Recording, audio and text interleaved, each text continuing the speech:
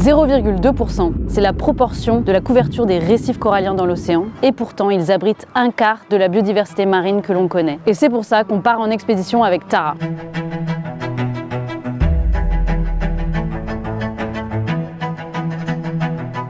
Les coraux nous rendent de nombreux services qui permettent à plus de 500 millions de personnes dans le monde de vivre, de se nourrir, de se protéger. Le corail est un animal qui vit en symbiose avec une microalgue qui lui apporte de la nourriture. Si cette microalgue s'en va, le corail meurt. À cause du réchauffement climatique, la température de l'eau augmente, ce qui va entraîner la séparation entre le corail et sa microalgue. C'est à ce moment-là qu'intervient le blanchissement corallien.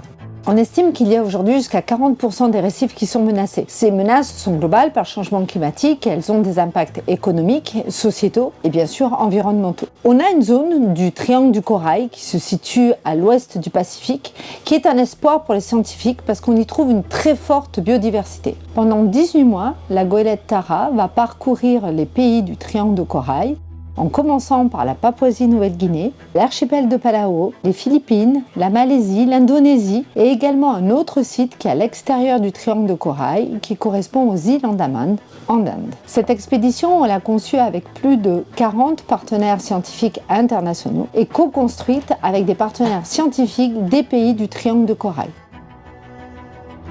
L'objectif de cette expédition Tara Corail, c'est de comprendre finalement les processus de résilience et de résistance des coraux dans cette zone du triangle de corail qui montre effectivement une trajectoire différente. D'un point de vue appliqué, on va s'intéresser à quelques espèces en particulier, Acropora, Pocillopora, Porites et Millipora, qui sont les 4 genres qui sont les principaux constructeurs du récif corallien. On va s'intéresser principalement aux processus qui permettent de maintenir, et puis après on va s'intéresser à l'environnement biodiversité. Est-ce que c'est finalement une composante biodiversité globale qui entraîne que l'on a une résistance qui est plus importante dans cette zone-là. L'originalité de Tara Coral, c'est que c'est effectivement aussi la transdisciplinarité que l'on a dans le projet. C'est-à-dire que l'on va avoir à la fois des gens qui font de la physiologie, des gens qui font de la génétique, il y a des gens qui font de l'image et de la structuration 3D.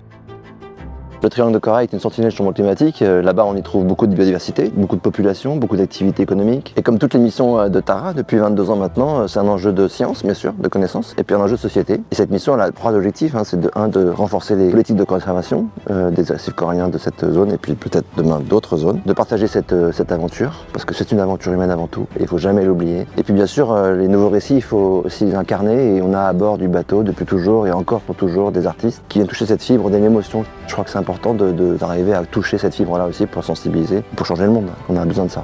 Ça fait plus d'1 an qu'on prépare tout en fait pour anticiper la venue du bateau dans les pays qui ont été identifiés pareillement pour l'expédition. Et donc on prépare à la fois le routage, l'itinéraire du bateau, on fait le lien avec les ports, avec les autorités portuaires, on fait le lien avec les ambassades, les autorités locales, pour faire en sorte que l'arrivée du bateau dans le pays soit la plus fluide possible et simple pour les équipes embarquées et pour les équipes qui sont sur le terrain.